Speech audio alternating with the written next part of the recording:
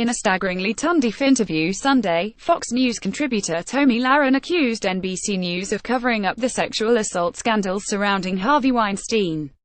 Lahren was following in the footsteps of many of her male colleagues at the network, who have gleefully exploited the story and the victims for attempts at partisan gain, and who have inadvertently called for their own company to be shut down.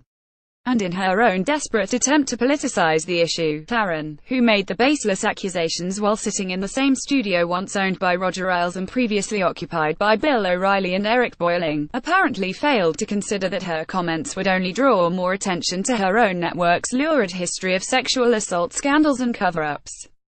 "I have no doubt NBC covered up the Weinstein story," Lahren told host Jesse Watters in an interview on Fox News Insider, citing the NBC's business connections to Weinstein as the basis for her unfounded accusation.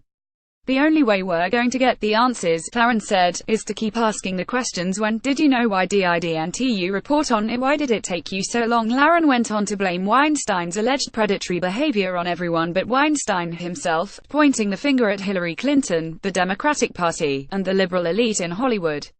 "They knew about it and they kept quiet because it didn't fit the narrative," Lahren said. "It didn't fit the agenda. It didn't fit their idea of what Hollywood is supposed to be, and that is be quiet and let them do what they want to do."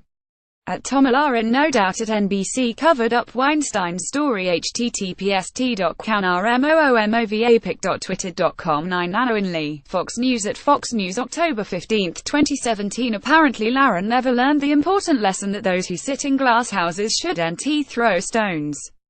Despite her desperate attempt to spin the story, Lahren's words were overshadowed by the fact that she herself works for a company that is embroiled in its own ongoing controversy involving decades of allegations of sexual misconduct, hush money, cover-ups, and a sickening culture of harassment.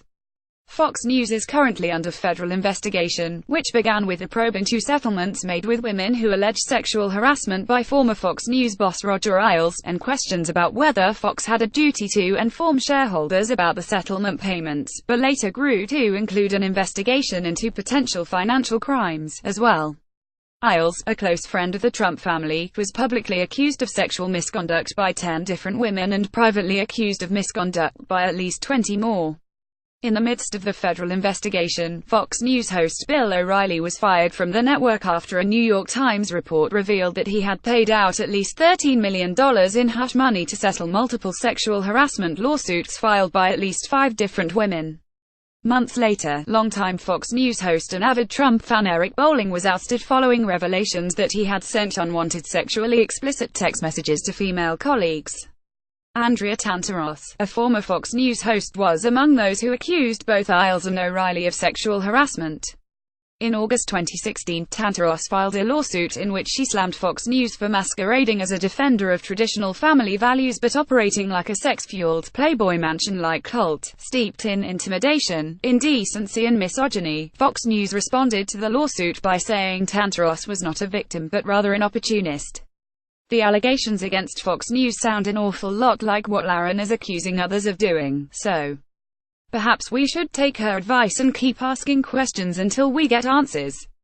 How many stories did Fox News run about Bill O'Reilly's sexual harassment settlements, which date back over a decade? How many interviews did Fox News do with the women who were accusing Roger Ailes of sexual harassment? How much coverage did the network devote to the sexually explicit messages that Eric Boiling allegedly sent to employees and guests at Fox News? After all, failing to ask such questions would make it look like Fox News may even be engaged in its own cover-up. Surely Lahren doesn't hold her own network to a different standard, right?